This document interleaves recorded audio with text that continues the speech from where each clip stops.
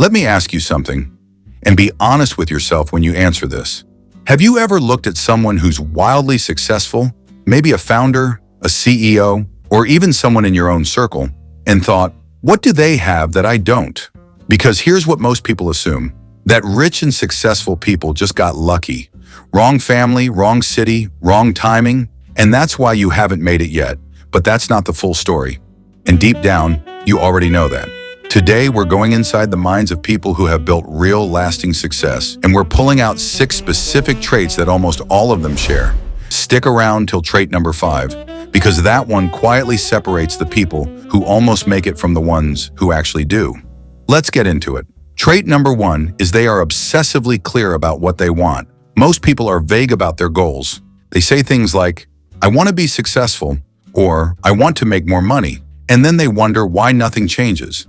Successful people operate completely differently. They are almost uncomfortable in how specific they are. It's not I want to make more money, it's I want to generate 50 million in revenue from my business by March 31st, and here are the 3 things I'm doing this week to get there.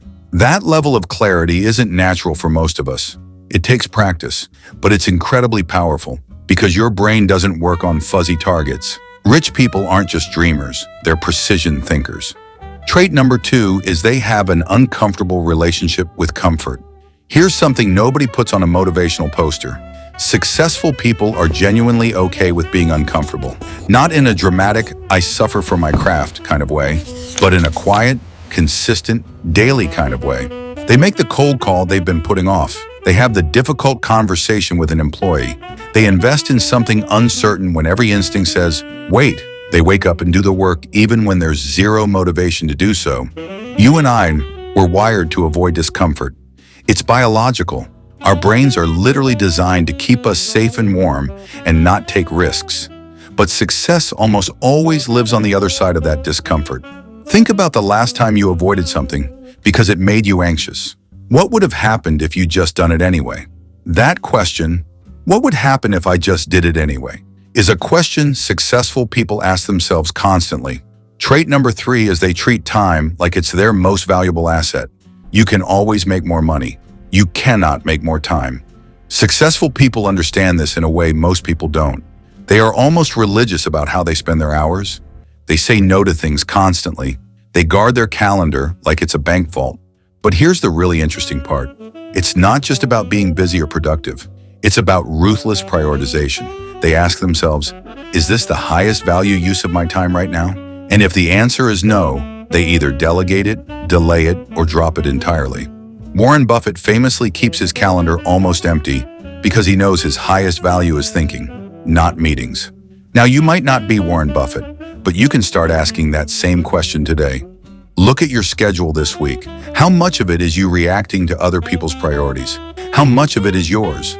Protecting your time isn't selfish. It's strategic. Trait number 4 is that they invest in themselves relentlessly. If you look at the reading habits, learning habits, and skill-building habits of the most successful people in the world, one thing becomes impossible to ignore. They never stop investing in themselves.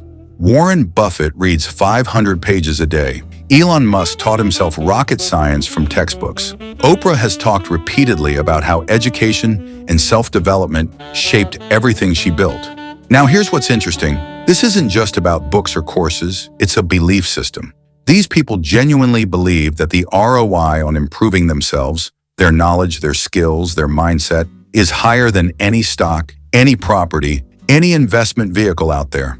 And they're right. When you level up as a person, every opportunity you encounter gets filtered through a sharper, more capable mind. The results compound. Trait number 5 is that they take ownership of everything, including things that aren't their fault. This is the one I promised you, and it's the one that most people resist the hardest. Successful people practice what I'd call radical ownership. They take full responsibility not just for their wins, but for their losses, even when those losses involve factors completely outside their control. Let me be honest with you. This feels deeply unfair at first. Why should you take responsibility for the economy crashing? For a client ghosting you, or for a family situation that slowed everything down? Here's why. Because blaming external circumstances, even valid external circumstances, puts you in a passive position. It makes you a passenger in your own life. And passengers don't build wealth. Passengers don't build great companies. Passengers wait and hope. The moment you say, I am responsible for finding a way forward regardless of what happened, your brain shifts from victim mode to problem-solving mode. And that shift is everything. Trait number 6 is that they build networks, not just contact lists. We've all heard your network is your net worth.